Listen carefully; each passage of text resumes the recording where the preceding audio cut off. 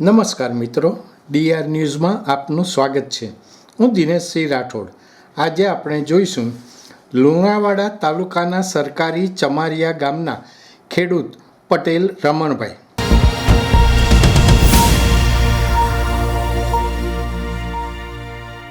કૃષિ એ ભારત દેશમાં પ્રાચીન યુગથી ઋષિઓની પરંપરા રહી છે.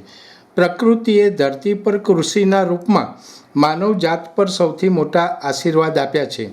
અનાદિકાળથી કુદરતના ખોરે કુદરતી સંસાધનોથી ખેતી કરતો આપણો દેશ વચમાં થોડા સમય માટે કૃત્રિમ રસાયણ ખાતર, રાસાયણિક દવાઓ તરફ વળી ગયો હતો. કોરોના વાયરસના પ્રકોપ સામે રોગ પ્રતિકારક શક્તિનું મહત્ત્વ સમજાયું છે, ત્યારે રાસાયણિક ખાતર અને જંતુનાશક દવાઓ વિનાના ખોરાકનું મહત્ત્વ વધ્યું છે. મનુષ્ય સ્વાસ્થ્યની સુરક્ષા માટે કૃષિ ક્ષેત્રે ફરી કુદરતના ખોરે જવાની જરૂરિયાત ઊભી થઈ છે, અને આ સમયગાળામાં આ માટેનો સૌથી ઉત્તમ વિકલ્પ છે પ્રાકૃતિક ખેતી.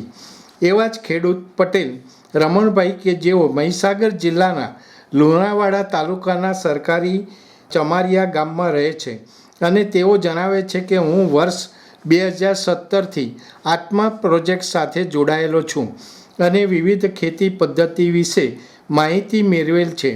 ત્યારબાદ 2020થી પ્રાકૃતિક ખેતી સાથે જોડાયો હતો.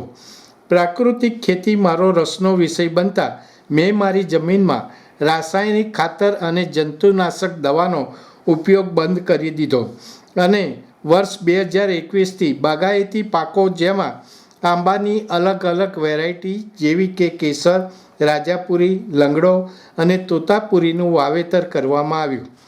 વધુમાં તેમણે જણાવ્યું હતું કે હાલ મારે ઉત્પાદન પણ ચાલુ જ છે, તેમજ આંબાની વચ્ચેની જગ્યામાં હળદર અને ચણાનો પાક ઊભો છે. મારી દરેક જમીન સંપૂર્ણ પ્રાકૃતિક છે અને ગયા વર્ષે મેં ગોપકાનું સર્ટિફિકેટ પણ મેળવ્યું છે. ભૂતકાળમાં હું રાસાયણિક ખેતી કરતો હતો અને તેના કરતાં વધારે મને ફાયદો છે, અને હું મારા આંબાની કેરીનું અથાણું બનાવીને પણ વેચાણ કરું છું. તો દરેક ખેડૂત મિત્રને વિનંતી કે તમે પણ મારી જેમ પ્રાકૃતિક ખેતી કરશો અને પોતાની પ્રોડક્ટનું મૂલ્ય વર્ધન કરશો તો તમને આર્થિક રીતે ફાયદો થશે અને ખેતી ખર્ચ ઘટશે. દર્શક મિત્રો, આવા વધુ સમાચારો માટે જોતા રહો ડીઆર ન્યૂઝ. નમસ્કાર.